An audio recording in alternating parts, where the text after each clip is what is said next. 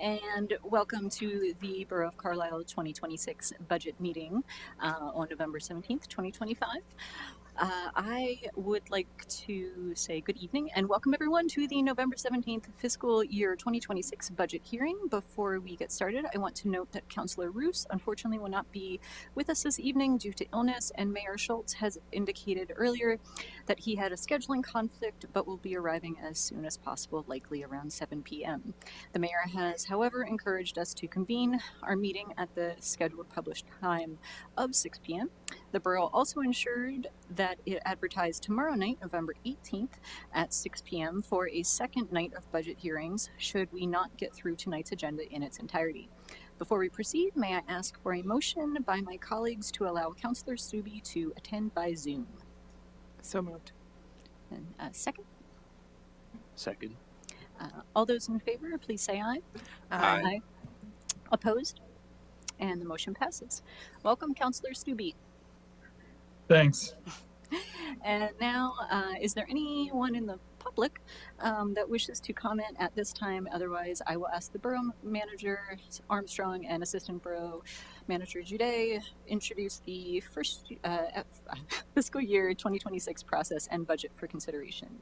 Stephanie, do we have anyone by Zoom? All right, then I will hand it to you all. Thank you, Deputy Mayor Landis. Good evening, everyone.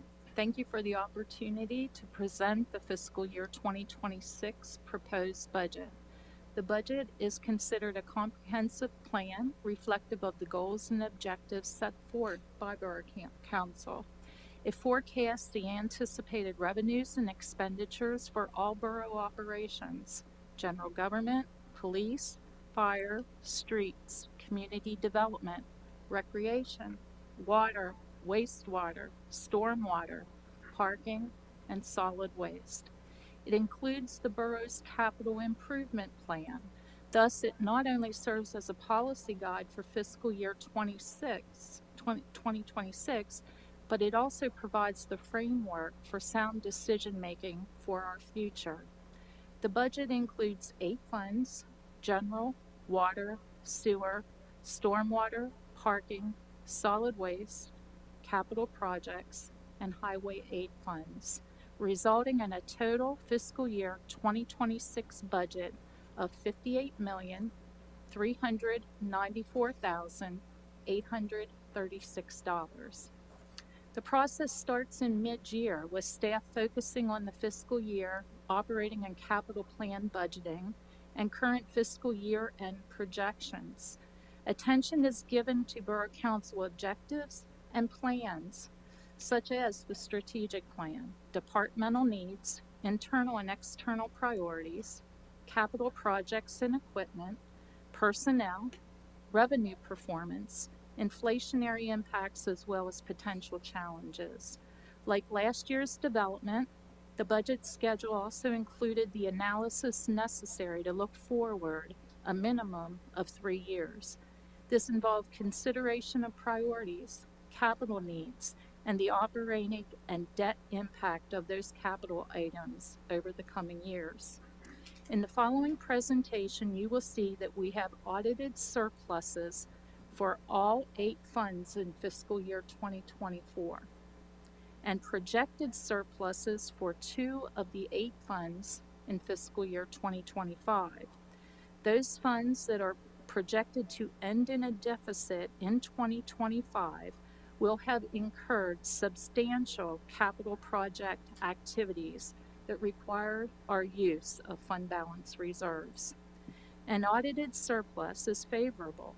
However, borough policy and best practices recommend that these types of revenue sources and savings will only be used for specific one-time expenditures and not to support ongoing operations and expenditures when the attributing factors are non-recurring and unpredicted revenues. For example, grants, real estate transfers, etc., and short-term internal operation measures such as savings that we realized by on-field positions. The fiscal year 2026 budget has followed a similar approach consistent with these best practices. Revenues have once again been estimated conservatively, but not at the same degree as years past, and expenditures reduced where possible. It is also important to note that each fund must be self-supporting, and decisions on revenues and expenses for each of these funds are normally considered independently. For fiscal year 2026, two of the borough's funds have been initially built with an anticipated operating budget deficit. The general fund, $460,341, and the parking fund, $156,401, with expenditures estimated to exceed revenues. Additionally, 7 out of the 8 funds are currently projected to use fund balance reserves to balance the fiscal year 2026 budget for one-time capital project expenditures. These funds include our general, water, stormwater, sewer, parking, capital projects, and highway aid. I believe you will find throughout this presentation and the 400-page budget document itself that fiscal year 2026 once again demonstrates the borough's commitment to advancing Carlisle's strategic plan. Lastly, this draft budget is only made possible through the collective efforts undertaken by each department and many team members throughout our organization. A sincere appreciation to our department heads, senior staff members, budget managers, and employees for their contributions, and special note of thanks to Assistant Manager Richard Jude and Finance Director Jason Cohen for their collective efforts and fiscal oversight in the budget development process. Thank you, gentlemen. We'll now proceed with the 2026 budget snapshot, an overview of all 8 funds, followed by each department's select 2025 accomplishments and 2026 objectives. All right. So to start, just a recap on our mission. I won't read through each one of these, but these are a summary of our strategic outcomes. What you'll find as you look through our budget book that our budget managers incorporated these into their goals for next year. You'll see how they accomplished some of them this year. If you go through each of the departments, they'll be listed throughout. The third bullet there, managing financial resources, is really what this budget book is about. But it's, as Susan had mentioned, it's much more than that. It's a policy guiding document that helps us as we move forward. One thing that we wanted to note before getting into it is we occasionally will have third-party agencies rate the borough. Anytime we issue bonds or debt, we typically go to Moody's and they will issue a rating, a credit rating, as to how reliable or investor-worthy the borough is. We are a AA1 credit rating. That's the second highest you can get. The borough, unfortunately, likely has a long road ahead of it to ever get to the AAA because it involves things that the borough can't control, including median income of our citizens and average household assessed value. So these are things that will take a long time to change. So we're very proud of the AA1 that we have. There's only 16 other municipalities that hold that rating, and then there's 15 municipalities who have AAA.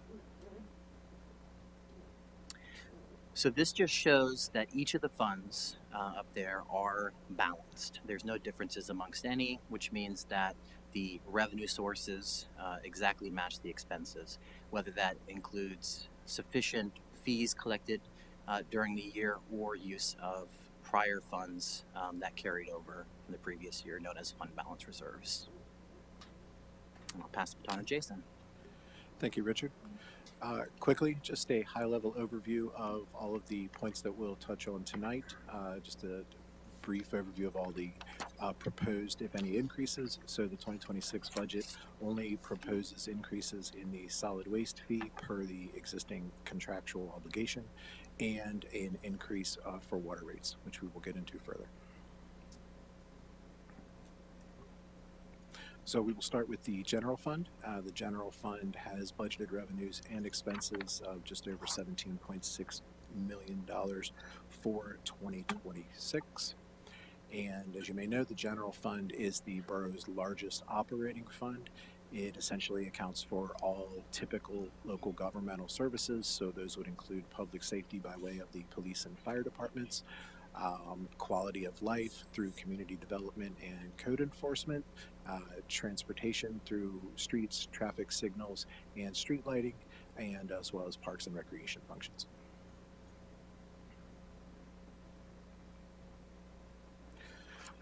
So the general fund overview for 2024, we did realize a surplus of just over $2 million. That was originally a deficit budget. However, we were able to close that gap, and that surplus was largely related to an above average revenue from realty transfer taxes, as well as some positions remaining unfilled and the pacing of capital projects that are performed out of the capital project fund.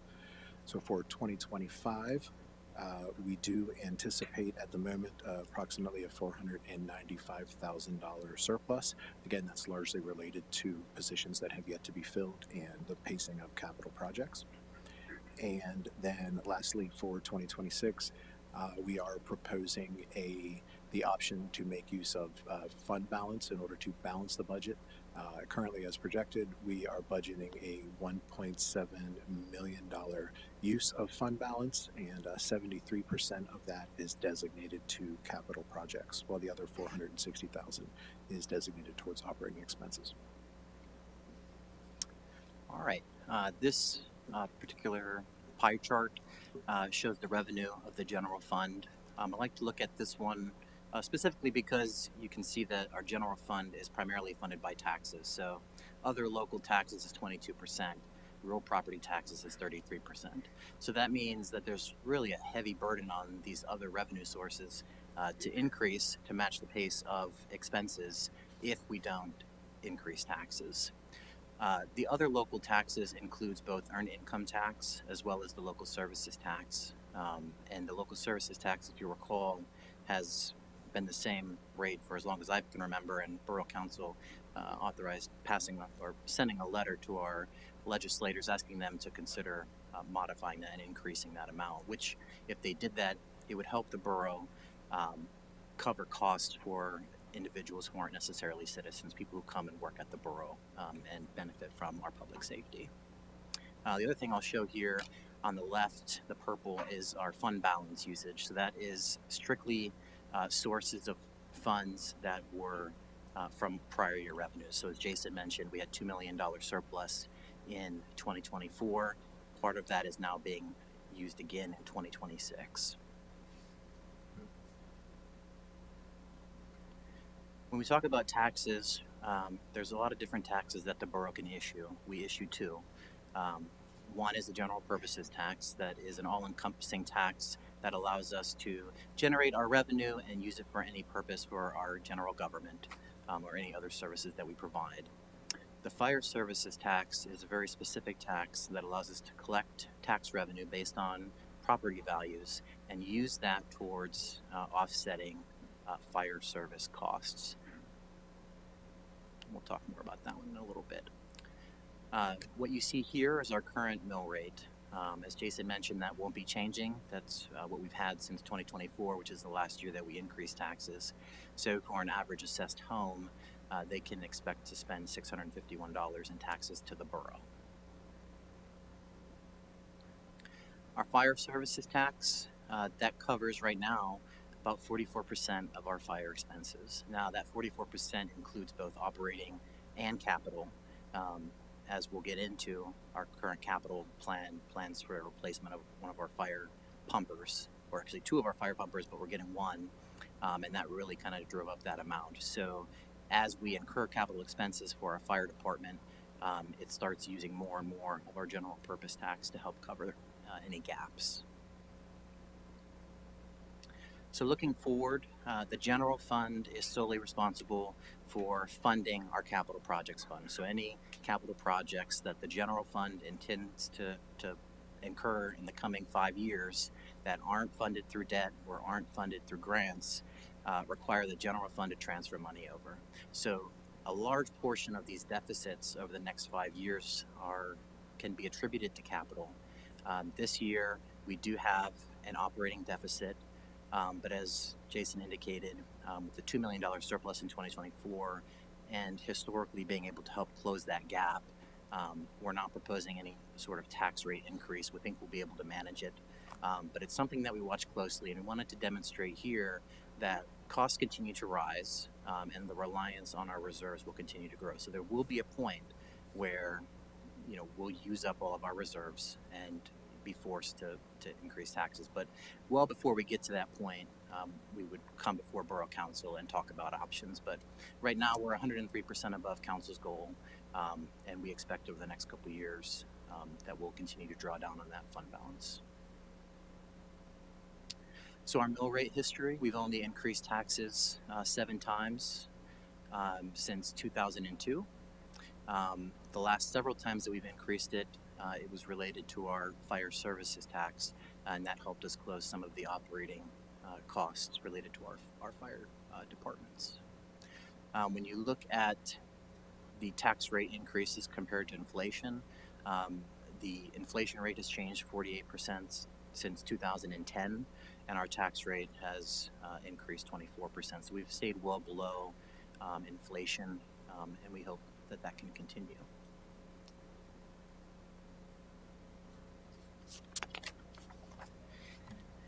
So what you have here are 2 bar graphs.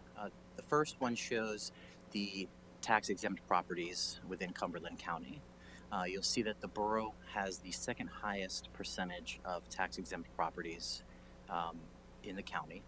And then on the right is a comparison of our tax rates. So even though we're the second highest in the county for tax exempt properties, we are the 8th highest in terms of the mill rates. So you would expect, as you have more tax exempt properties, you're going to have to increase the amount of taxes that you're pulling in to help cover and offset that, because tax exempt properties obviously don't contribute to the revenue generated from property taxes.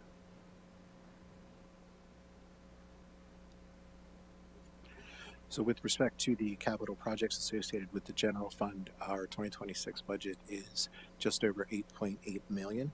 In addition to traffic signal and transportation improvements, the 2 largest projects that will make up that cost are the completion of the connectivity project as part of the larger Carlisle Urban Redevelopment Plan and the purchase of the new fire engine.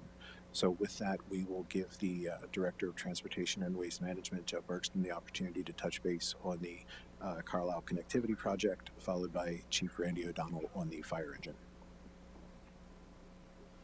Yes. Good evening. We made a lot of progress on Project One this year, and we'll be wrapping up activities this week before shutting down for the season. We'll resume activity in March and should finish the project in July. Over the next few months, we will be evaluating the design for tweaks and operational improvements. So it's going to be a big lift to get through. We've got, because some of the major activities include getting the utilities across the railroad line, as well as getting work done on the Norfolk Southern tracks themselves. So there are some big pieces still left for 2026, but we did make good progress this year, and so we're hoping to wrap things up. I can speak without the microphone. Just speak towards it. The fire engine, it goes back 3 years ago. We did an assessment that our 2003 rescue pumper needed replaced. The 2008 we had still many years of service left, but we couldn't staff that particular piece of equipment. So we just did an assessment and decided that would be best to go down to one engine that could do multiple things. The 2008 pumper had heavy foam capabilities. The 2003 pumper had rescue capabilities. So we designed an engine. Actually, the specifications came over from Marysville, that's over the mountain, Perry County, and we developed an engine that can have all those capabilities into one. The cost of that came out to be around 1.2 million. We did receive a grant for 97,000. Borough management is looking for some additional grant resources to help cover some of this. But in perspective, it gives the borough, without replacing that engine, it would be replaced in probably about 5 years, more than $1.5 million to replace that particular fire truck. Plus, each year about $15,000 to $20,000 worth of maintenance costs and updates to the equipment that's carried on it. So, for the borough, there is a significant savings there as well. I will Thank you, just gentlemen. add that the Carlisle connectivity project has been ongoing, so we have about $4.8 million left that we expect to expend next year. So just as a recap, to remind everyone that the general fund, we are submitting a balanced budget this year where sources equal uses. Next, we'll touch base on the water fund with revenues and expenses budgeted at just over 13.1 million. So for 2024, we did realize a surplus of about $576,000, and that can be related to the pacing of capital projects, some yet to be completed or were not started at the time, as well as some unfilled positions. For 2025, we do estimate a deficit of about 1.5 million. However, the fund was budgeted with a deficit of almost 1.7 million, and that's due directly towards spending bond and fund balance proceeds down on capital projects. And finally, for 2026, we are proposing a rate increase as well as the use of fund balance in order to fund capital projects. So, commensurate with the rate study that was provided by a third party to the borough in 2024, in forecasting out revenues compared to expenses and then taking into account the need for increased capital projects, we are proposing a rate increase for water services, an 11% increase, which would impact a single user by about $7 per quarter and the average family of 4 by about $26 per quarter. We do project a budget deficit for the water fund as well, but again, that is directly related to capital projects in 2026. And despite that, we are fully anticipating exceeding the fund balance goals set by Borough Council. So for the capital projects, we will ask Mo Ablin to provide us with a breakdown. Thank you, Jason. Good evening. Our largest projects are listed above on the screen for capital for the water fund beginning in 2026. Some of these are projected to also extend into 2027 given the scale of the projects. For starters, our water system rehabilitation project for next year will entail East High Street and York Road water main replacement. That is expected to be completed ahead of the PennDOT resurfacing project that's planned. For that project, we've allocated $2 million. We completed the design work and the permitting is underway, such that we'll be able to put that out to bid in early 2026 and hopefully award that and get that project completed well ahead of PennDOT's paving in the late summer, early fall. The Ridge Street tank replacement project, that's been discussed quite a bit. The design for that is well underway. It's not yet 100% complete as we wait for a final determination on what we are doing with the cell carrier communications equipment that's on our current tank, in anticipation that then when the current tank is demolished, they need a final home. So whether that turns out to be the new tank or a different location on the site, we're working through that now. But that project is expected to go into final design, permitting, and initial fabrication and construction measures next year. So we've allocated $3.5 million for 2026, and then that final fabrication and final construction will definitely extend into 2027. So we anticipate another 3.5 or more for 2027 for that project. The transmission main replacement project, that is essentially we're replacing 2 large diameter mains and 1 service main between the water treatment plant and Basin Hills finished water storage reservoirs. That project was initially part of the 2025 capital project budget. However, delays due to design constraints and a need for some easements for that project have extended that project timeline, and we've allocated $850,000 for that project, given some increase in costs that we expect for that next year. And lastly, the PFAS project, the pilot testing for that project was completed the end of last month. A final report is pending, and preliminary design and permitting work for that final treatment option will be completed in 2026. For that, we've allocated $250,000 in 2026, but the bulk of that project for construction will happen after that, perhaps in 2027. Thank you, Mo. Here, what you have is a table that we provide annually. Annually, we do a survey of some of our municipal neighbors in order to better understand where we stand in relation to others with respect to our water and sewer rates. And you can see that the anticipated total utility bill for 12,000 gallons of usage per quarter has us at $231.82, which is fifth from the lowest with respect to the municipal neighbors surveyed. If I could just interrupt there, I saw today the news that the PA American Water asked the PUC for another rate change. So those municipalities at the bottom, Lemoyne, Camp Hill, could potentially be that are over double what we are right now, could potentially be increasing next year. So just as a recap for the water fund, we are proposing an 11% increase in order to keep pace with the necessary funding for largely for capital projects.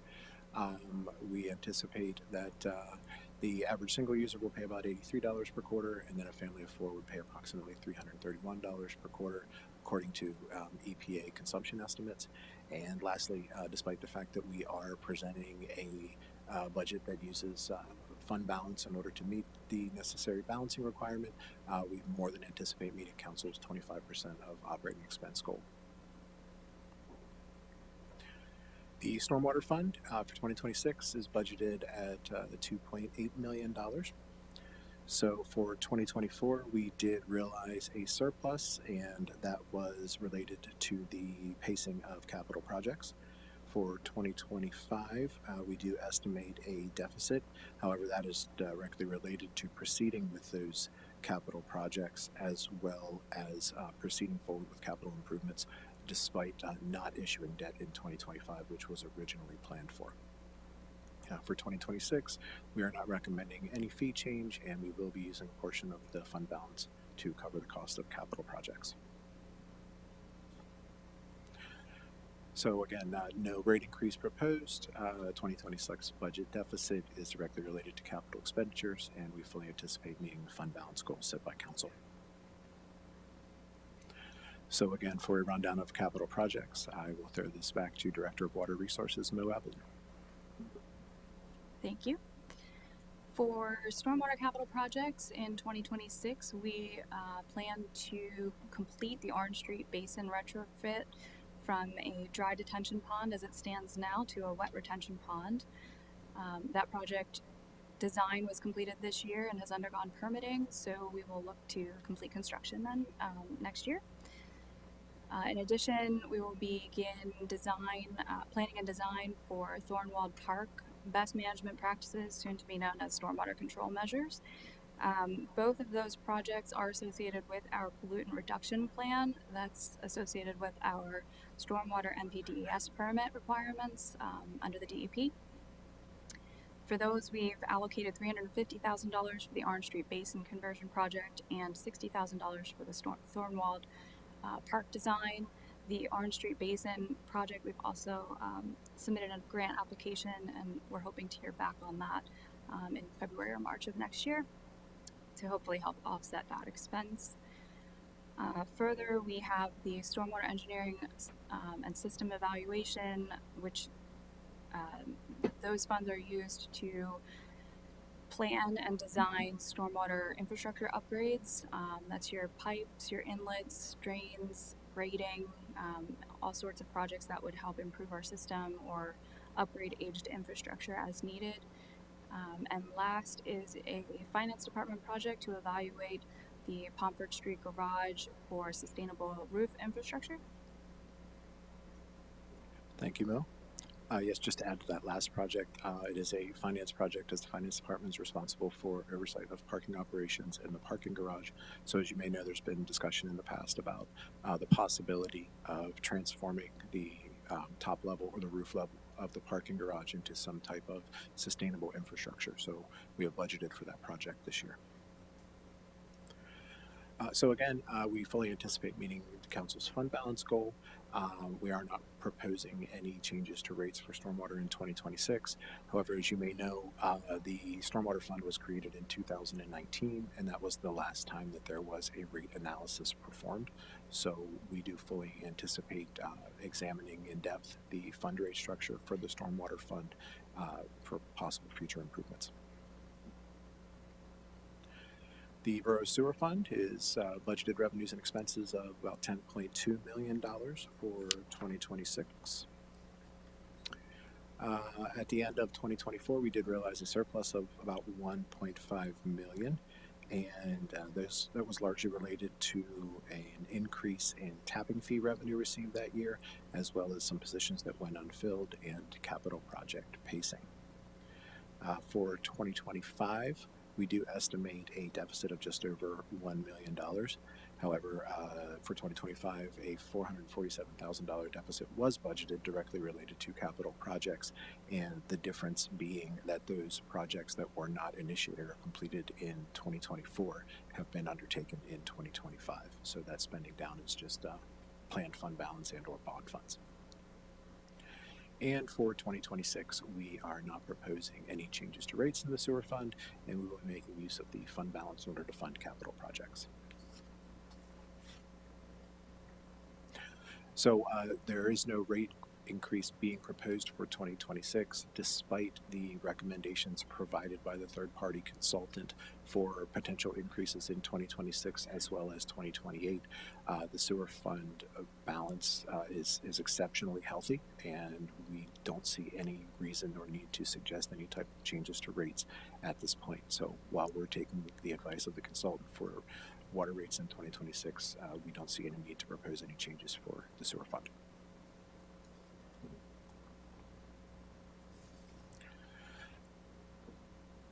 And again, for capital projects, we'll ask Director of Water Resources, Mo Avalon, to take it. All right. Thanks, Jason. Under the sewer fund, our sewer system rehabilitation program continues. So we hope to be back in Basin 2 for the second phase of that sub-basin of our sewage facilities infrastructure, provided that we are awarded a PA small water and sewer grant. Alternatively, we may be looking to focus those funds on rehabilitation work in areas tributary to Pump Station 1, as this is a priority area for regulatory compliance. So for 2026, we've allocated $1.5 million for the sewer system rehab, and that's on trend with past practice. And then our biosolids upgrade, that's been on the agenda several times in recent meetings, and we will continue with that design and permitting. Our budget for this coming year is $1 million. We will continue pursuing grants for that project as well, and all of these, both of these projects are also part of our cost sharing with our intermunicipal partners as well, as they share our facilities. Thank you, Mo. So just to recap, no proposed increases to sewer rates, despite the third-party consultant's suggestion to do so. There is no change to the anticipated fees that either a single user or a family of 4 will incur in 2026, and we fully anticipate meeting council's fund balance goals. Okay, I'll take the solid waste fund. This fund tracks our contract for trash collection and recycling collection. We basically are treating this now as a pass-through fund, so anything that we get billed by our vendor, we are collecting from our customers. So just a recap of, I guess, progress over the last couple of years. 2024, we anticipate a surplus of 131,000. Now, I just said that this was a pass-through fund, so the reason we have a surplus is due to the fact that we do get a recycling grant each year, as well as we earn interest on cash that we have from the bank. So we did get a surplus in 2024. In 2025, we have a planned surplus of 18,569, again related to the same things. And then our contract, which was initially a 3-year contract through 2025, had the option to extend for 2 years. Borough Council took action to extend those 2 years to lock in the rates, while establishing a subcommittee to take a look at our solid waste program and determine if there would be any benefit to bringing it in-house and providing it as a service performed by the borough. So we did establish a subcommittee, including members of council, as well as staff and members of the community. We did present to council in July, and then from there we issued a quality of life survey to our customers. It was sent to every customer that we bill for our service. We've received a little over 1,000 responses back. The majority of them were in paper form. They had the option of doing it in paper or electronically. So we had a large number of responses, either drop off or mail back their surveys. So I wanted to give you just some highlights. The actual survey results up to this point are in your packet, but we'll go through the high level stuff that I thought was interesting. So we had 461 respondents reported as being 65 or older. We had 664 respondents, about 66%, reporting have lived in the borough for more than 10 years. 577 responses reported owning their own home outside of the downtown, and 447 respondents reported being a 2-person household. The overwhelming majority of responses stated that they were either satisfied or very satisfied with the service that's being provided. 604 responses prefer the current system versus a tiered billing system, and 616 responses desire to have some sort of e-waste or hazard waste added as a potential service to the collection program. And 664 responses stated that they would not want costs to increase to cover that new service. So we also gave them the opportunity to write out one thing that they would change to our current system. So the majority of people responded that they wanted some sort of tiered system. Now, on that other response, if you go back, Stephanie, they said that they would prefer to stay in the current system versus a tiered billing system. The way that question was formatted was specifically, do you want costs to increase to be able to collect more? So I don't know that it's necessarily fair to compare that with the responses we're getting in this word cloud. The majority of people who were in this tiered system response were basically making the statement that either I am a single person who doesn't generate much trash and I don't want to pay that much, and I wish that you had a lower, smaller option for me to pay. But you also had people who wished that you had the ability to collect more. Several responses wishing that we allowed them to just put out unlimited bags and collect it.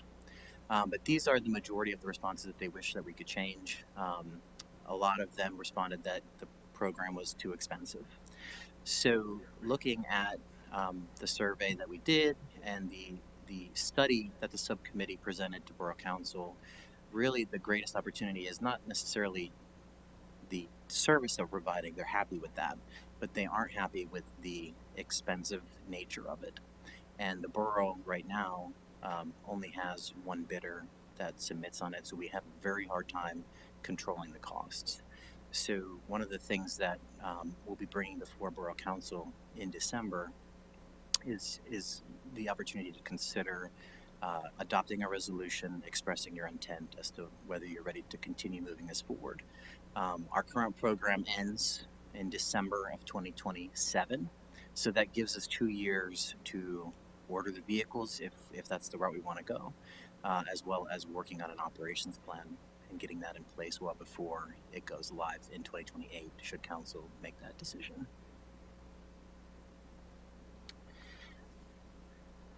So the rates right now are going to continue following our contract. In essence, our contract right now increases about 7% every year for the quarterly rate, and it increases by $1 every year for each additional trash tag that somebody purchases. So our customers can expect to pay $91.89 per residential dwelling unit, as well as $9.92 for each additional trash tag they choose to purchase. Any surplus that we receive from that recycling grant or interest is going to be used to help us develop a fund balance. Our goal for this fund is 25%. We are well below it, but because it's a pass-through fund, we don't really have a need for emergency funds. But that would change should we bring that in-house, and so that will all help us in the long run. So our ending reserves are about 6%. And then our capital expenses, which is built into this budget, includes $600,000 to kind of start the program, provide some startup costs should council decide to bring it in-house. That is directly offset by bonds, but Borough Council will have the opportunity to decide if we bring it in-house how we choose to fund that, because that will come at different rates for the end user.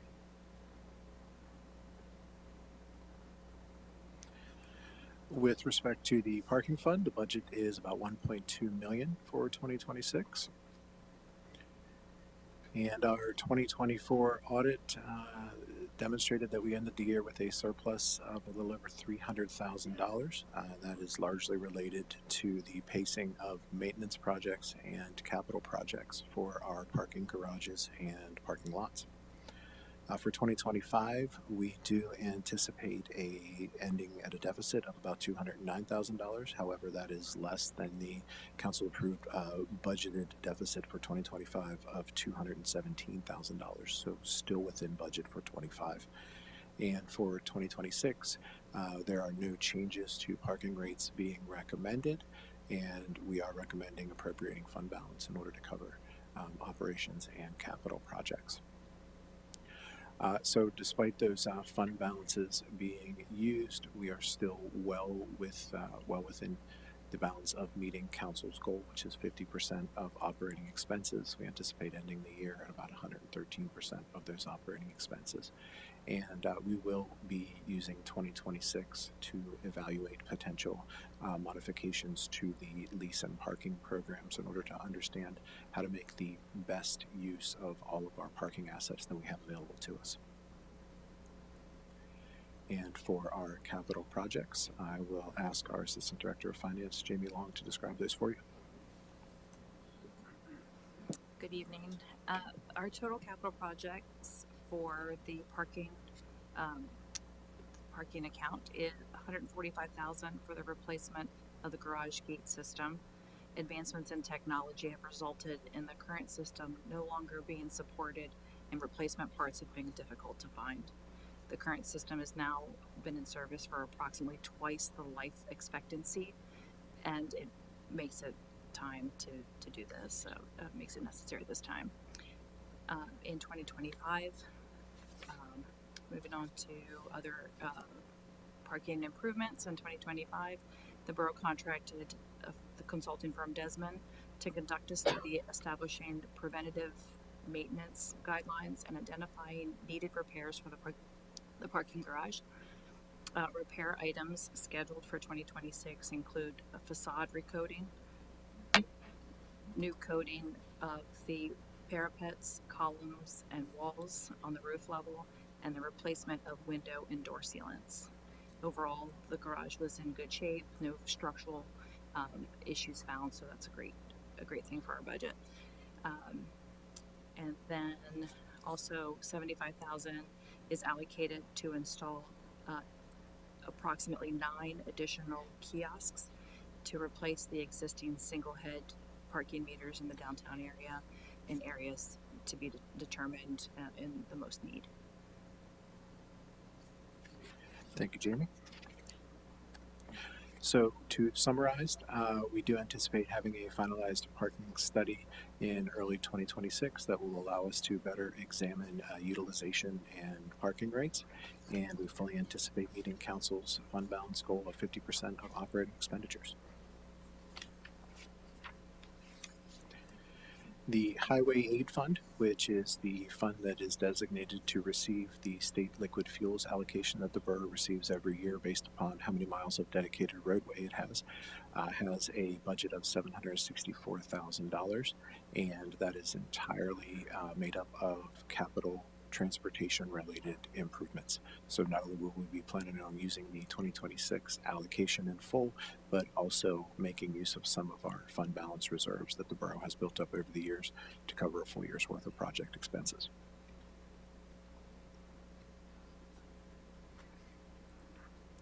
So with respect to the department highlights, we will turn it over to each department head so that they can discuss with you their 2025 accomplishments and their goals for 2026. Okay, it looks like Parks and Rec is up first. I will start with the Parks and Recreation's 2025 accomplishments. First up, upgrades to the Memorial Park basketball courts and paved areas. In 2025, the 2 basketball courts were refinished and lines were repainted, and the pavement around Memorial Park were completed in June, just in time for the Summer Basketball League. That began in June, so that was a really big improvement. And if anyone has been down in at Memorial Park in June and July when those basketball games are taking place, it's very crowded. So it was a good project to be done. We also completed pool and recreation program participant surveys, and as part of the vibrant and thriving strategic goal of Borough Council, Parks and Rec completed a summer day camp survey, and we also in October completed a survey through the Engage tool on our borough website to help the department gain a better understanding of community preferences about the pool and what our users at the pool want. At the Fairground Avenue Linear Park in August, the community mural at the skate spot was completed, and the community involvement was strong as we had nearly 200 volunteers participate in 7 nights of community painting. They participated there and created a 900 square foot mural at the skate spot, and I've been out there a lot over the past year, and I'm happy to report that there is no graffiti on the mural. So that was a really good project, and to support the artistic expression of the people who like to spray paint. We are allowing the bowl to be spray painted. So what we're doing is we are going to repaint the bowl, inside of the bowl.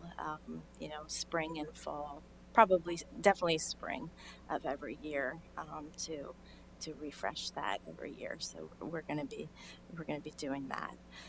Also at the Fairground Avenue Linear Park, Borough Council entered into an adopt-a-park agreement with St. Paul's Evangelical Church for adoption of the park, and the adopt-a-park program started in 1994, and it is valued, and it keeps our park safe, fun, and attractive. So every park in the borough, we have 18 parks, every park is adopted. So each park is adopted by a group. So we are thankful for that. And I am happy to report that this past year I've worked on the project, and we have installed security cameras at the skate spot and at Lot D. So that project has been completed, and um, the different departments, the police department, public works, the administration has helped. Richard, Susan, a lot of different people have helped with that project. So the borough came together as a team to help with the installation of the cameras there. So they are working now, they're recording, and so that's a good thing.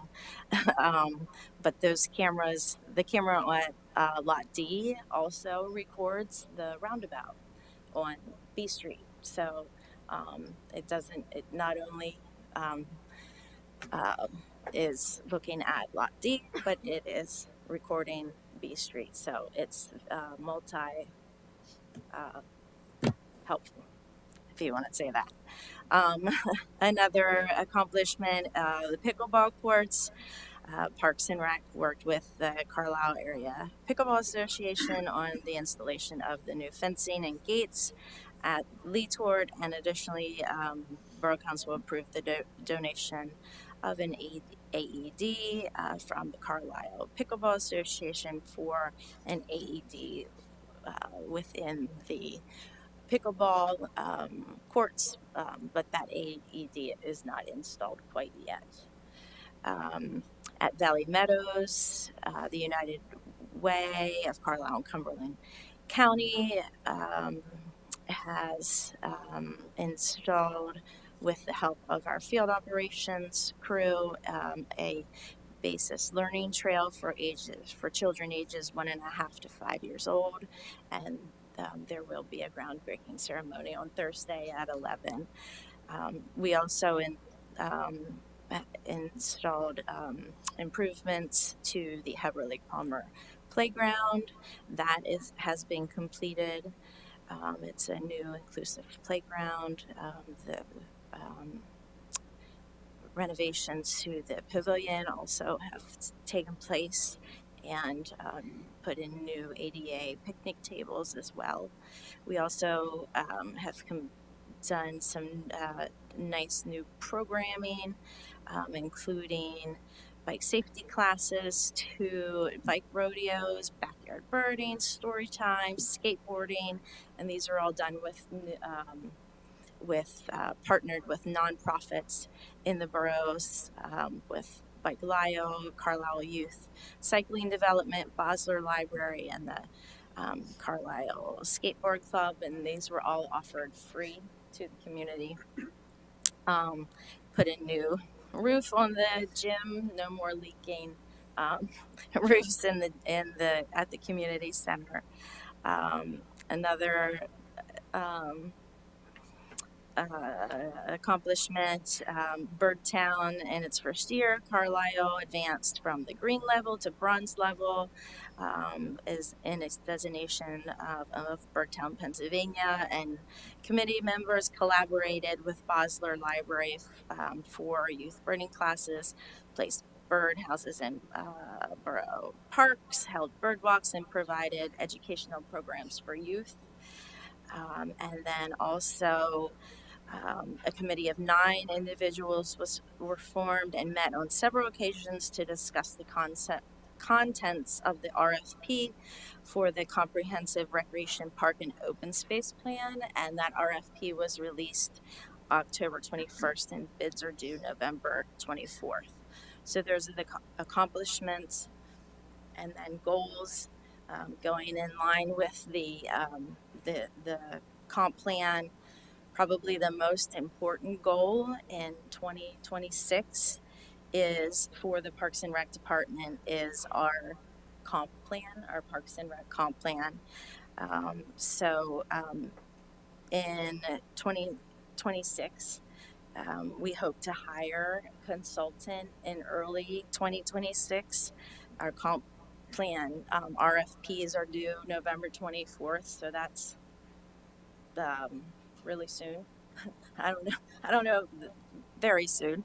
We hope to hire somebody, hopefully maybe at the January council meeting, and we hope to have public meetings in early 2026.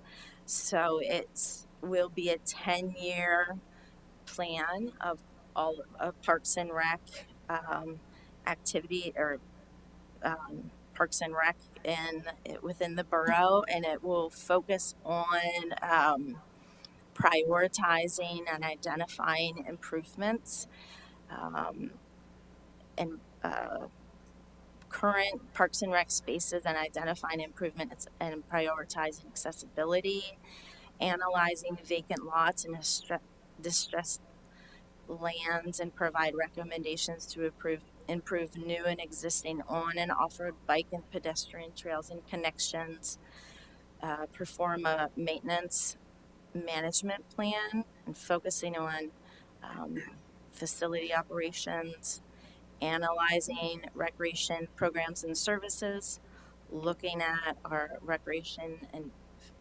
fee in lieu of ordinance, our shade tree ordinance.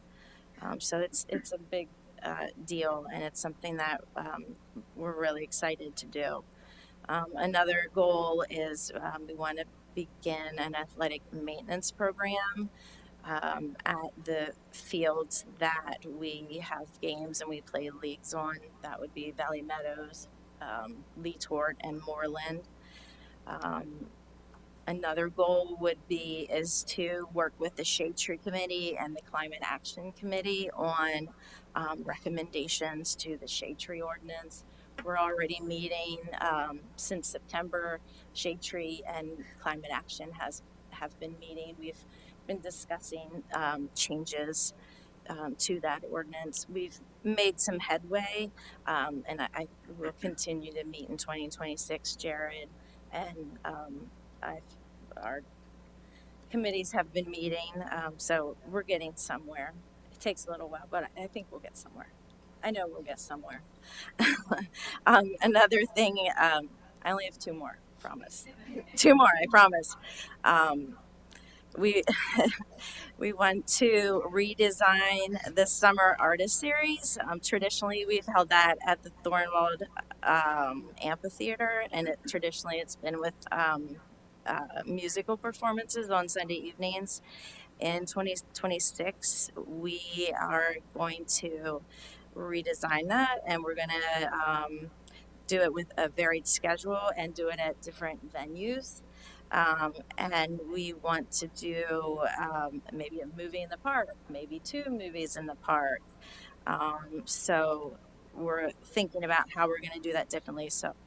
So our current recreation managers, Ann and Garth, they're looking at ways to do that and maybe involve some of our nonprofits, maybe involve, Bike Lyle, maybe involve somehow get everyone involved in that somehow in some way. And then the fifth and final thing is just to continue with the success we've had with our community art project at the skate spot, just to continue to explore more opportunities to bring public art into the parks and facilities. So it's exciting. That's what I have. Okay, I guess that brings it back to me to present on our water resources accomplishments for 2025 and goals for 2026. If you recall, last year I presented on a lot of initiatives for which I wasn't actually here. So I'm proud to present on a full year's worth of our staff's accomplishments that I was actually here to witness. And I get to share that honor with our operations manager, Corey Flythe, who is here with me tonight. So we'll bounce back and forth on our slides here. Bye, Brenda. All right, so for 2025 accomplishments, we updated our water service line material inventory and developed and publicized a GIS map of that inventory with the help of Sustainable Community and Economic Development Department staff. We completed lab, cabinetry, and floor renovations. We completed the filter media replacement project at our water treatment plant, which is on track for the end of this year. As mentioned previously, we completed the design and permitting for water main replacement project for East High Street, which will be constructed next year in advance of PennDOT's resurfacing project. We completed several other water treatment plant upgrades, including replacing the water treatment plant chlorine analyzer, installing a chemical feed room storage tank, relocating the carbon control panel at the plant, and replacing 4 flocculators. We also had several wastewater treatment plant upgrades that included replacing the channel monster grinder, repairing the headworks auger and catwalk, and installing women's shower facilities at the plant. Under stormwater for accomplishments in 2025, we hired a new MS4 / floodplain coordinator, who many of you have had the opportunity to meet, Rebecca Lauver. She had a hand in a lot of these projects that I'll mention tonight. The completion of the Biddle Mission Park Riparian Buffer Project, which was funded in part by a Cumberland County Clean Water Grant for $46,500. We also completed the design and permitting of the Orange Street Basin conversion project, including obtaining a construction access agreement with Dickinson College for that for next year. And we completed all of our BMP, as I stated earlier. Those will soon be known as SCMs, or stormwater control measures. Those and outfall inspections, in-house training associated with our MS4 NPDES permit, outreach seminars, and Councilor Perry may recall our local government bus tour. Thank you, Mel. So field operations staff, which I can't say enough about. So some of the accomplishments they did this year was repaired another 40-foot section of the old cemetery masonry wall, the Molly Pitcher Cemetery, flushed and televised 9,660 feet of sanitary sewer main, plus an additional 48,084 feet of sewer mains on the troubled sewer list. Staff also inspected 78 manholes and 187 storm inlets. They've repaired, rebuilt, and replaced 7 storm inlets. They completed leak detection for the entire water distribution system and undertook repairs on all detected leaks. They also repaired 4 residential water service leaks and responded to and repaired 19 water main breaks. Staff also performed a semi-annual fire hydrant flushing program and repaired 1 broken hydrant. Also not mentioned on this list was the 3-week storm cleanup from June 30th, which I think it was a wonderful collaborative effort between all departments to do that. So I commend everybody in the organization for helping out. And moving on to our goals for the Water Resources Department for 2026. We previously discussed completing the Orange Street Basin conversion project. We hope to bid and construct that in the early part of the year upon hearing whether we receive a grant for that or not. We will also hope to begin the manufacturing process for the Ridge Street tank replacement project. Complete the preliminary design for PFAS removal following a report on which treatment process will be the optimal process for our plant. We will continue our water and sewer rehabilitation programs and continue the design and permitting work for the facilities for the Class A biosolids upgrade. Also, water resource staff will also continue pursuing energy conservation measures in borough facilities, complete a fuel management system upgrade at the Public Works facility, repair another 40-foot section of the old cemetery masonry wall, upgrade water and wastewater treatment plant SCADA systems, and continue support of the sewer system rehab program by televising and evaluating manholes and pipes within the system.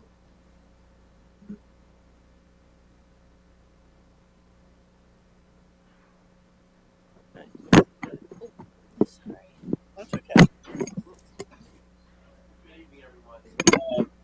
some of the positive accomplishments that we have had over the past year, and over my tenure here, we've had a great response from the community. Uh, I I have not, maybe I'm not getting them, but no negative comments, questions on service, how maybe we do things. But the boots on the grounds, our personnel do a great job on delivering service and promoting the organization and good customer service. We anticipate over 6,000 residents we're going to have reached out to in the past year, and I had here listed originally 150 smoke detectors and carbon monoxide detectors that we'll distribute within the community. Uh, we have additional 100 that we're distributing this week to the Carlisle School District, to elementary students that families don't have a working smoke detector in their home. And that's a collaboration not just from the fire department, but that's financed and through Carlisle Borough, through our budget as well. So we certainly appreciate it, and it's a good positive interaction that we have with the community and the school district. Along with what Corey mentioned, the customer service also comes from the department heads here. He mentioned the June 30th storm and all the work that went into that. Days and weeks after, we did have some lessons learned, and Veterans Way fire, some of the other fires that we had. I just reached out last week. Last Monday night we had a kitchen fire, and I forgot the next day was a holiday, and I had to reach out early in the morning to the folks that had sent codes out to post the building, water department, sewer to go out here and shut down the utilities. So there's good cooperation here among staff. Folks going above and beyond. Uh, really happy with our training program this year. We well exceeded our expectations, and my budget reflected. I went a little over, so but it was well worth it. Not just our firefighter 1 requirement, they went to the firefighter 2 requirements along with rescue technician classes, truck company operation, and driver operator classes. That definitely benefited us. Also, our partners with Carlisle Barracks, train with them, North Middle Township, Mount Holly Springs. We train with them on a regular basis, which has been proven very beneficial to our program. Just want to elaborate on this a little bit. When I started here, I started meeting with the mutual aid chiefs within the area. Each township has their own municipal chief, like I'm here. Then we start reaching out to the company chiefs. What we're discussing, and one of the things we started with is the programs that we're doing, a lot of them here in the borough, what they're doing, we're making standard across the board. So if you run in the township, you're going to operate the same as what you do within the borough, like in hydrant areas. Non-hydrant areas are a little bit different.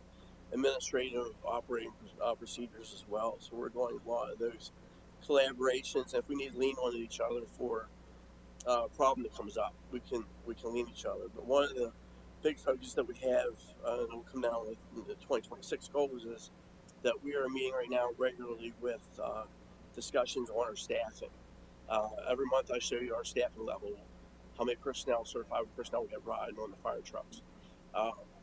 It's just not Carlisle. The townships around us are experiencing the same thing. So in the future, we'll probably be talking about some type of increase in staffing levels. We are fortunate with the volunteers that we have, but it's getting a little harder every day. So we have to look at that delivery of service of how we want that to look like in the future. The development of safety committee was this year of the retirement of Chief Hamilton. We didn't want to lose that resource, so we made him our safety officer, and he took representatives from both stations. They review any incidents that we have, near misses, accidents, injuries, make recommendations for change so they don't reoccur. They are reviewing our policies right now. The one is our safe driving policy, making it up to date. We're looking at some basic physicals for our personnel, so we know that they're safe as well. So we're really happy with that program. It's his first year, but we're really happy where it's at. We work with Cumberland Goodwill EMS, and along with South Middle Township was involved in this as well. As you know, we have Knox boxes on a lot of our buildings, apartment buildings, to gain access, unless if there's a fire emergency or anything like that, we don't have to do any damage. They didn't have access to a lot of these buildings. They were calling us out for after a medical emergency inside an apartment building, and they didn't have access. So we work with them to get them the Knox box system so they have quick access. So there's no delay in care. So they're getting the patients getting a quick response with that. So sometimes some of the buildings had a big bundle of keys too. So we did away with that part of it, and they're grateful. And we're grateful that they have that part of their resource. Talked about, we started about 2 years ago with some of our fire, police, and senior members here to do instant support to our victims during fires.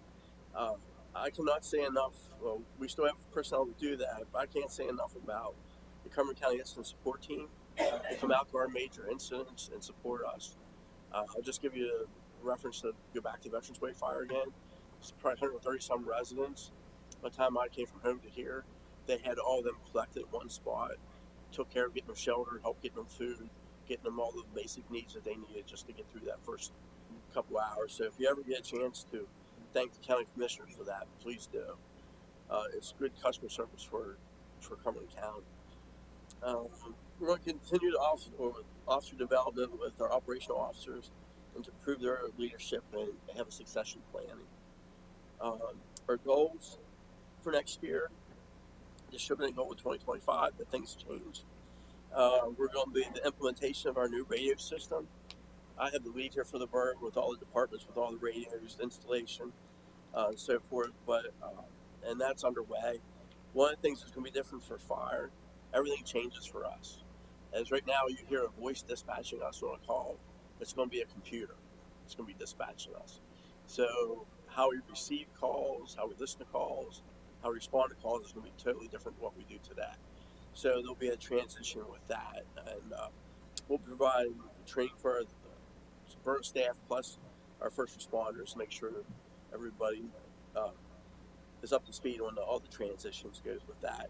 We're looking at February to go live if everything goes well. Again, high customer service satisfaction to our residents and businesses. We're out there all the time. Anything they need, anything, we try to respond right away. Fire safety education. We try to hit every aspect of the borough that we can. Continue with our joint training program, provide opportunities for our members and officers to expand their operational administrative knowledge. Continue with the regional meetings to discuss delivery of service and staffing issues. And one thing I forgot to mention was the Dixon Township. Well, we were starting in our discussions a little bit deeper. Dixon Township went out on their own to come up with a study. They hired a contractor to develop a study. They haven't raised their fire tickets for many years. Dixon Township has 4 fire companies support that township. And that's what's unique with us. Each township around the borough, other than Northville, they have multiple companies that serve that township. There's no fire company inside of the township. So it makes things complicated. So they hired a contractor to do that. That's going to be released at their December meeting. So at our December meeting, we're going to set goals for next year on benchmarks.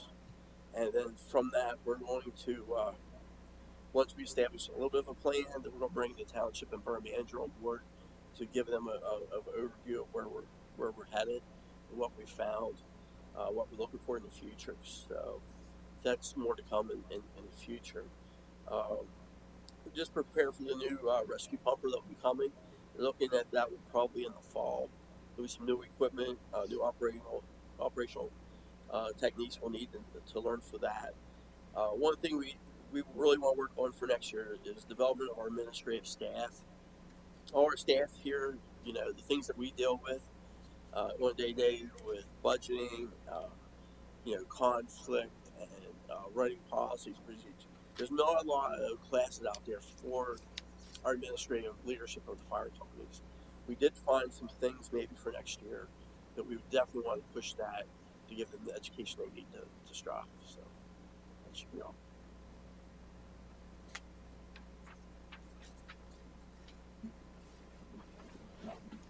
Good evening. First of all, I have to say that the police department is running at extremely high level, considering the age and the numbers of officers we have. But to be honest with you, I'd be remiss if I didn't speak about the collaboration between the other department heads and the police department. And as I go through this list of accomplishments and goals, I'll point out to where each one of other departments helped take up the slack to show how we're all working together here. The continued support of the K9 program through fundraising, and in addition of our K9 Rambo, as you can see him there, I kind of stay away from him. But Rambo is going through his training, and he's now out on the road and working. Him and his handler, Officer Tadero, are doing a bang up job. I don't know how we do it, but they've managed to get champion canines each time they've come through.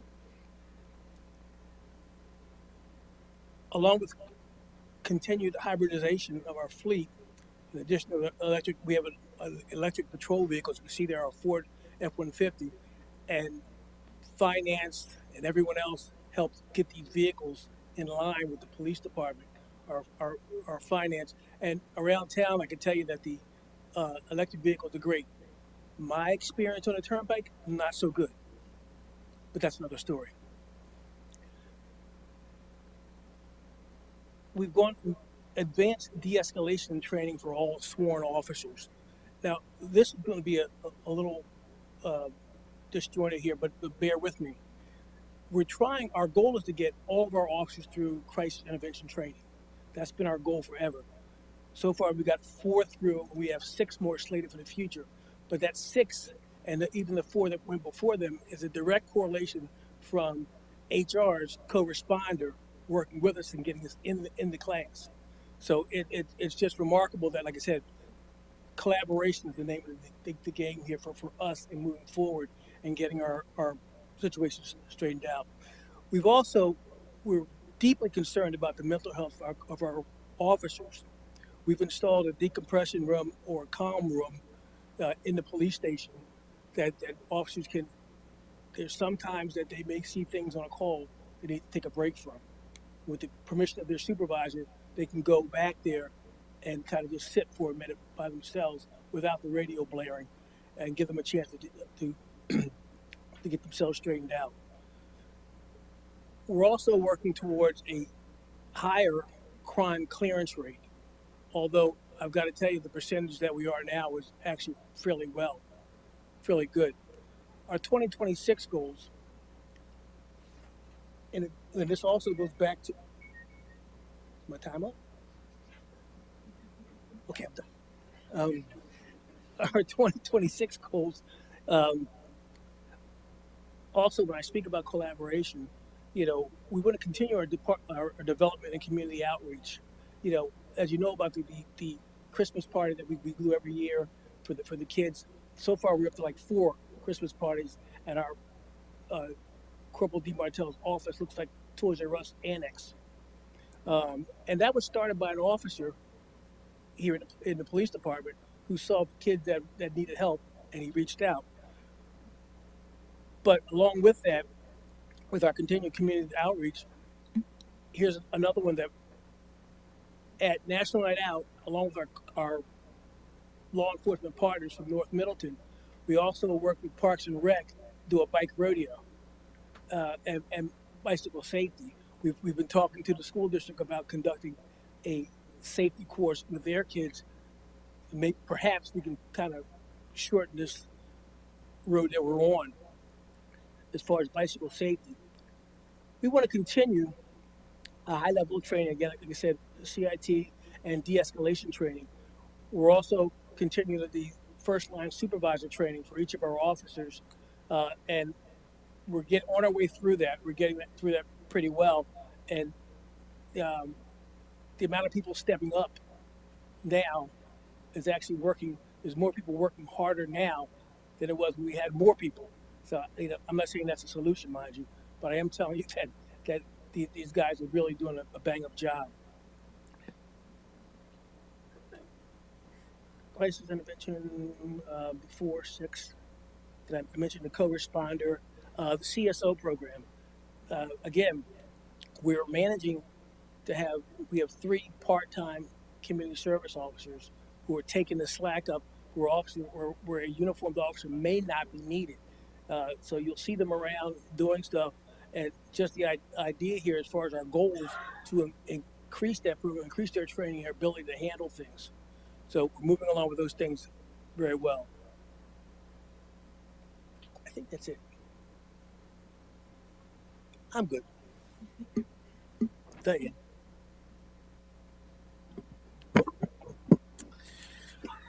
All right, we already covered some of the Project 1 highlights, so we'll move right into paving. We completed our annual paving program early this year by mid-August, which really helped along several fronts. We completed the work before the school year started for Carlisle Area School District, Dickinson College, and Penn State Dickinson School of Law to avoid those conflicts and the associated increased traffic that comes with those starts. Warmer temperatures also allows for the pavement to cool over a longer period of time, which improves the quality of the material.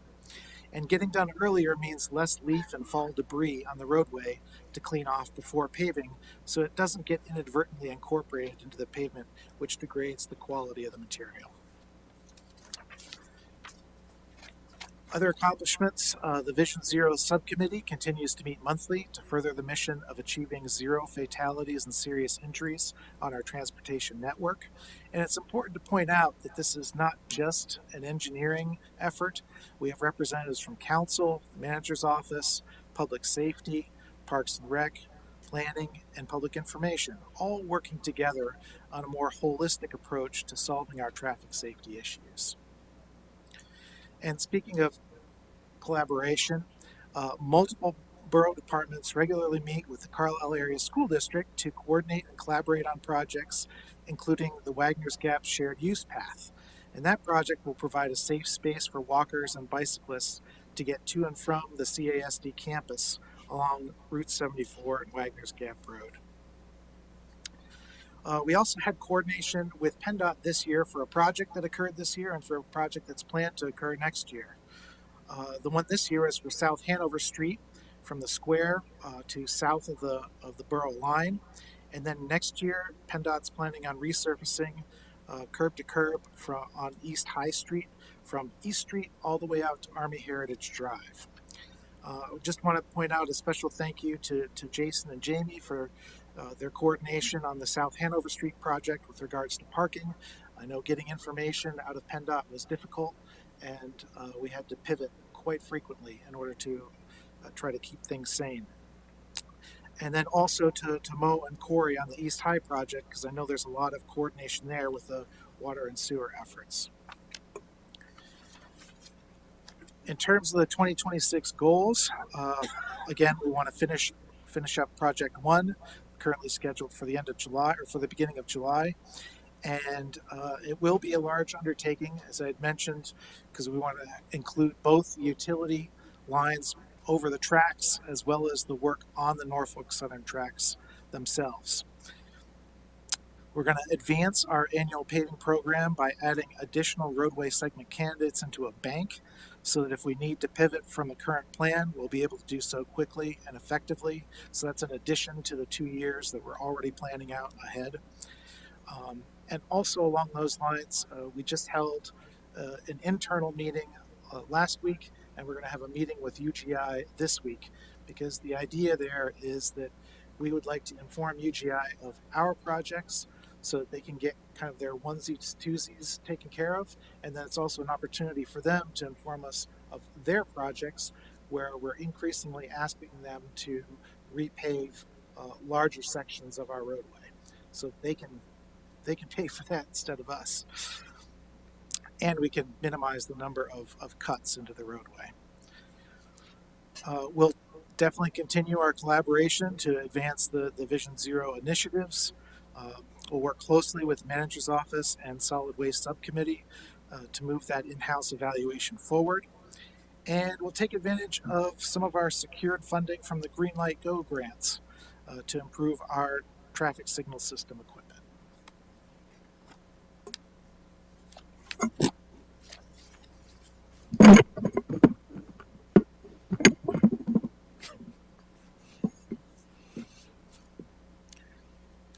Okay, for my department, Sustainable Community and Economic Planning, we continue to advance the rental housing program, which was adopted in 2021 like the month after I started.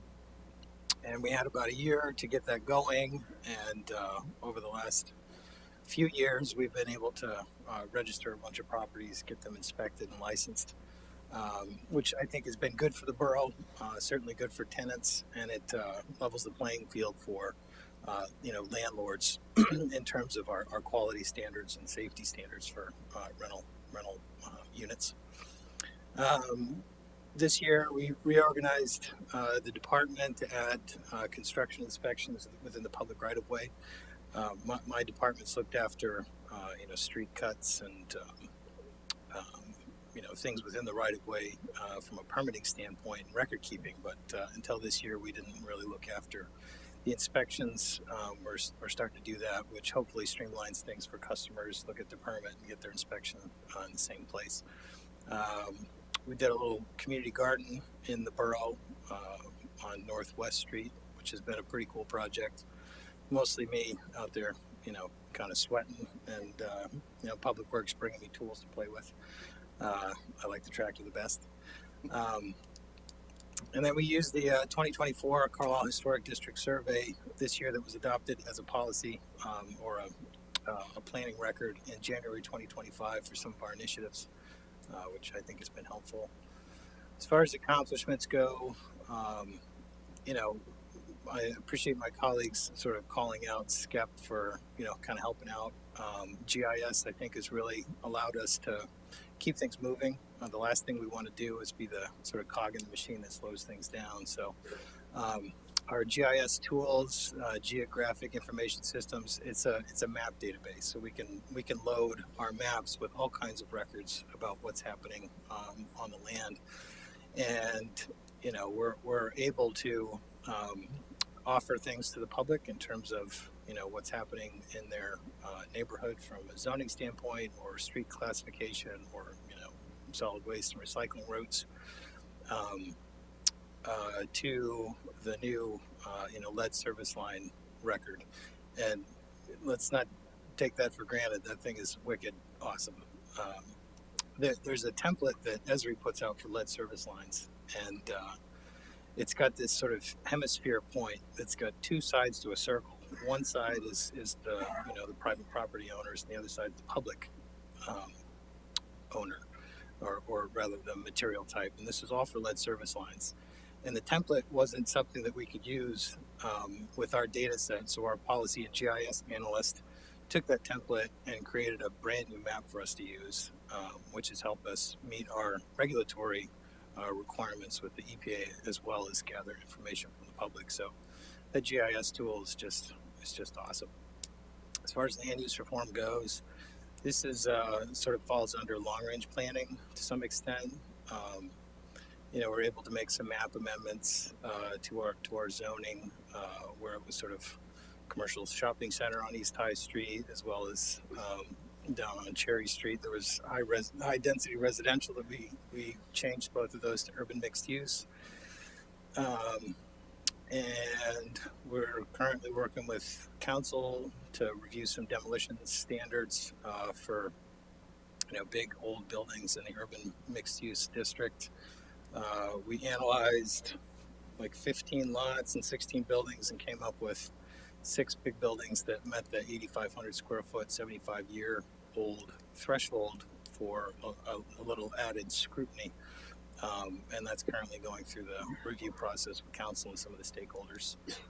We added minimum bicycle parking requirements. There's already off-street parking requirements for every land use activity in the borough, so we added some bike parking requirements. Artisan manufacturing was a nice addition until this year. Manufacturing was disallowed everywhere except for industrial districts, so we added that as a 10,000 square foot or less space for manufacturing operations with a sort of retail kicker. So if you're going to make something with raw materials and you're going to put something together, theoretically you could show that to the public that you're making something interesting and give them the opportunity to buy it at the same place. So that's new for Carlisle Borough this year, and that's allowed in all the commercial and industrial areas. And we added some health and safety best practices just to meet some of the state requirements. There's some redundant stuff on this. It's wordy anyway. Don't look at the slide. Don't look at the slide. Just listen to me. The interdepartmental collaboration with Vision Zero, I think is it's going to get interesting in 2026. So one of the things that's sort of called out within Council's Vision Zero resolution is to come up with an active transportation plan by next year. So we set a December 31st, 2026 deadline to produce an active transportation for council to take action on, which means, for anybody that's paying attention to this, we'll be doing stakeholder meetings in January, February, March timeframe to hopefully get some, some of the public opinions about what's going on with our bicycle, our MAP bicycle network, as well as our pedestrian facilities that we have. Yeah, and so we're just going to continue to provide technical capacity as much as we can, not be that slow cog in the machine, and add value when we can. As far as digitizing building and zoning permit files, probably a lot of localities are doing this. We have added some new tools. So we now have a wide format plotter scanner, so we can start adding, big old decaying paper plans that are sort of collecting dust into our digital record, and again, continue to use that GIS tool to make those available internally and to the public.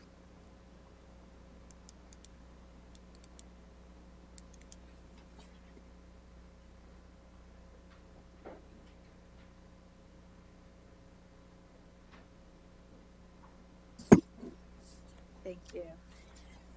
So I think the biggest accomplishment in human resources this year, at least a major one this year, was our transition to NeoGov, which is our new HR payroll system.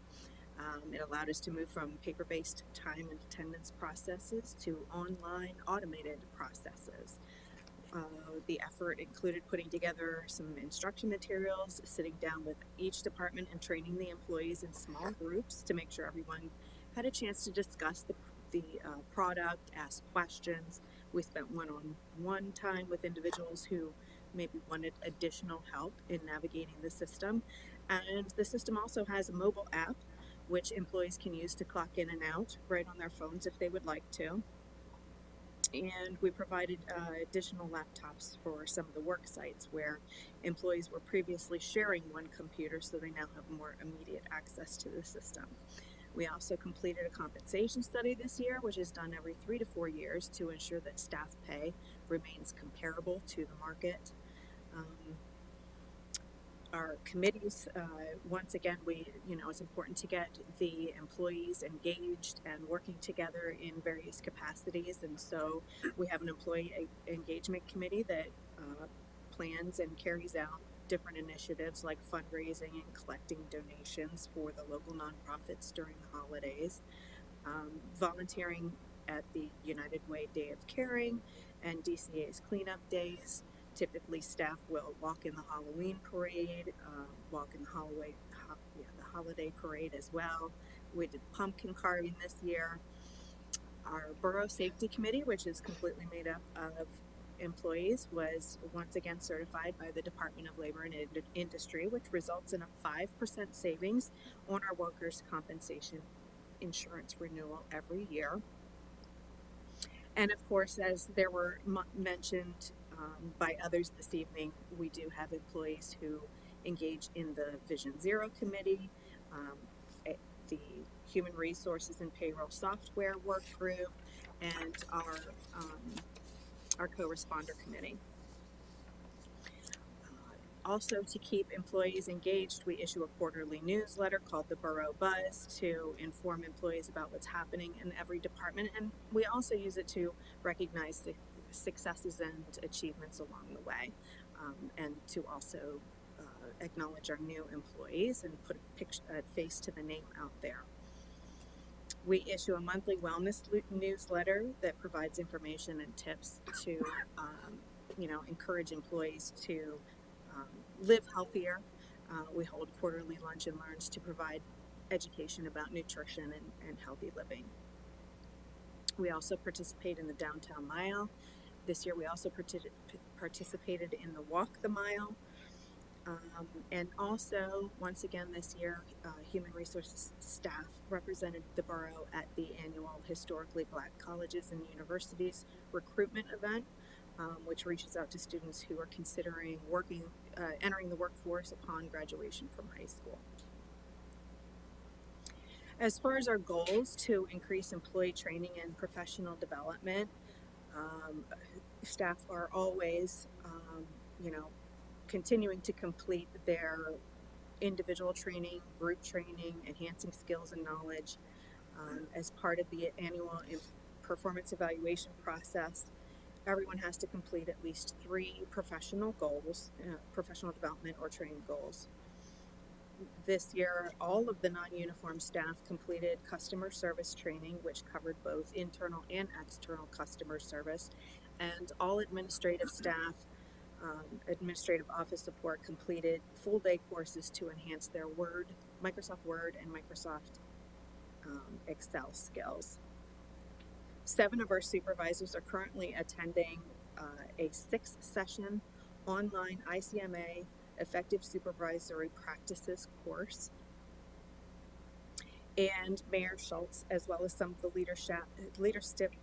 leadership staff, completed the Dickinson Law Anti-Discrimination Institute Certification Program, which teaches design-based approaches to implementing processes and policies that are not discriminatory. As far as our co-responder program, this year we added a part-time co-responder. So far this year, we've had more than 180 new referrals, and the program continues to grow with more than 220 referrals since the program started. And we'll be providing more details about the program to council probably in December. As far as our vision for 2026, we'll continue to implement another module of our NeoGov system. It's the performance evaluation module to get rid of those paper processes. We will continue to evaluate and improve our wellness program, encourage employees to make more impactful healthcare decisions, because our goal there is to not only maintain the health and safety of our staff, but also to try to keep insurance costs reasonable. As we have in the past, we anticipate forming an employee work group to review healthcare coverage and provide recommendations on plan design options that could potentially reduce costs, as well as also taking a comprehensive look at all of our benefits programming and make changes that will attract and retain today's workforce. Thanks. All right. The Finance Department received an unmodified opinion for the 2024 audit report, as well as the GFOA Annual Award for Excellence in Financial Reporting for the 2023 audit, and the GFOA Budget Award for the 2025 budget. We completed a high pressure service cleaning of the Pomfret parking garage, and as you can see from the photo on this slide, there was a significant amount of element exposure at the top level there. If you take a look at it now, it looks like it was freshly painted, so it was a huge improvement. We also did the cleaning of the elevator shaft. All the cobwebs are gone now. I don't know if you guys use that or not, but it's a huge improvement there. Let's see. The garage has a clean, fresh look now. The Finance Department's facilitated an internal process for completing repairs to faulty curb boxes, working with the Public Works Department, and also a process for accurately identifying and billing new fire suppression services. That was a collaboration with SCIP. So then we also have the downtown parking study that was conducted in 2025. We expect to have the finished product in hand this spring, and this study will include recommendations for changes to the leasing program for our parking lots and the garage. Goals for the Finance Department for 2026. is again to set that goal for the unmodified opinion for the 2025 audit and to be awarded the GFOA award for both the excellence in financial reporting and the distinguished badge of budget presentation. We will be implementing a new credit card program to pass processing fees for the credit card customers onto the customers, and hopefully it will result in a savings for our budget. Using the parking lot utilization study, we'll be making changes. Sorry, I already said that, didn't I? Changes to the parking garage for 2026 should include the repair to the facade of the Pomfret Street parking garage, identified in the capital budget that was spoken about earlier, and upgrading the existing ARM system as well as the payment system to include acceptance of credit card payments. And we will be continuing to collaborate with the DCA to repurpose the single head meter poles into bike racks in the downtown area.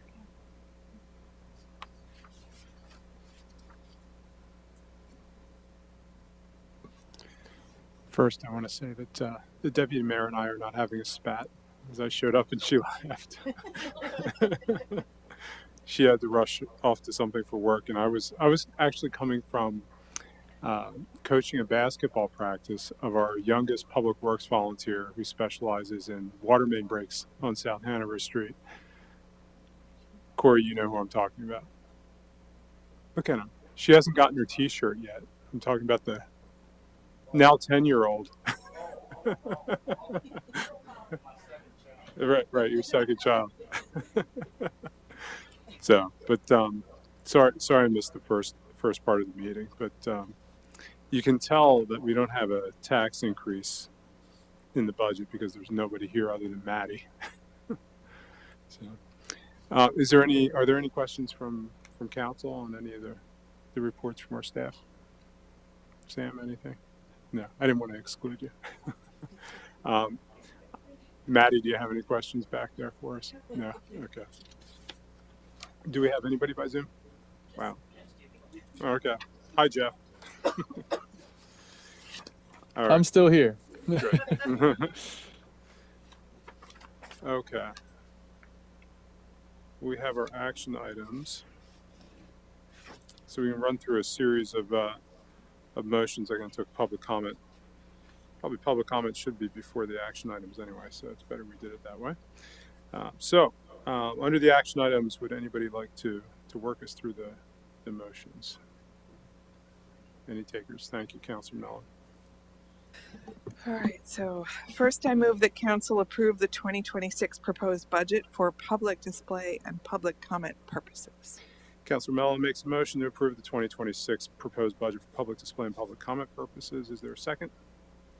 Second. Second by Councilor Shiles. Any discussion? Hearing none, I'll call the question. All those in favor, please signify by saying aye. Aye. Aye. Those opposed say nay. The motion carries.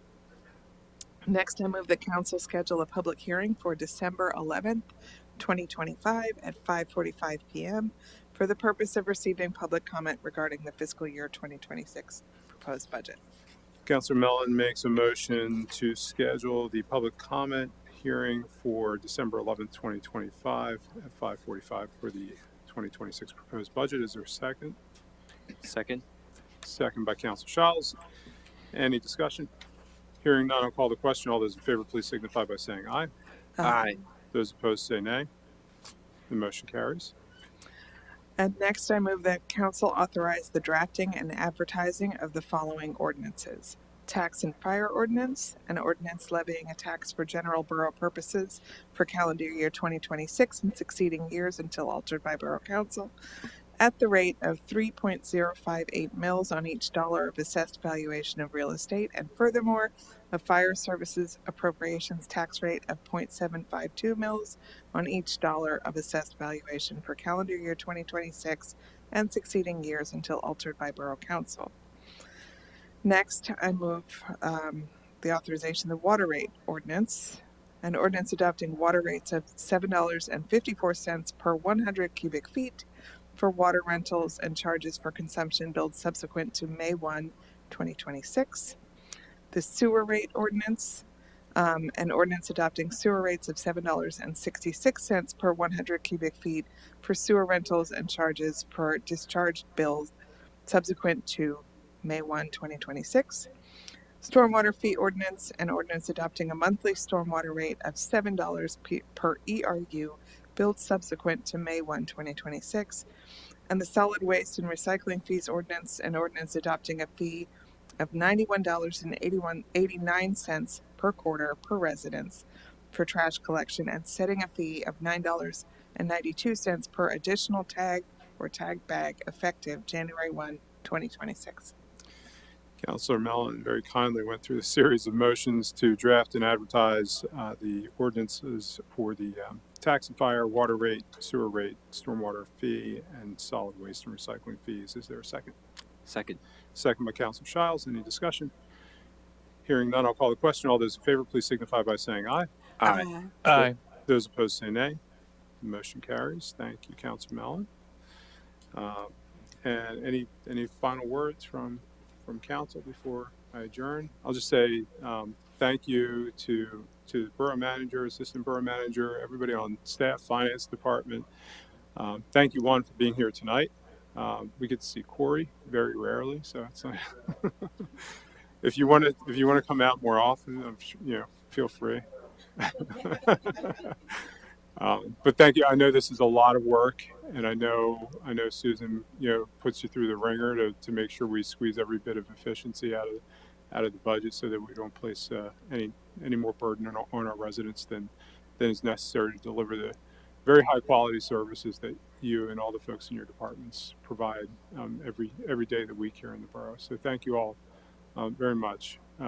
We don't get elected. We don't get reelected if you don't do your jobs, and most importantly, folks can't go through their daily lives without all of you doing their jobs, keeping them safe, making sure the water's running, and make sure they can get their permits in a timely fashion. So that all happens because of everything you all do. So thank you very much. With that, we are adjourned. Thank you.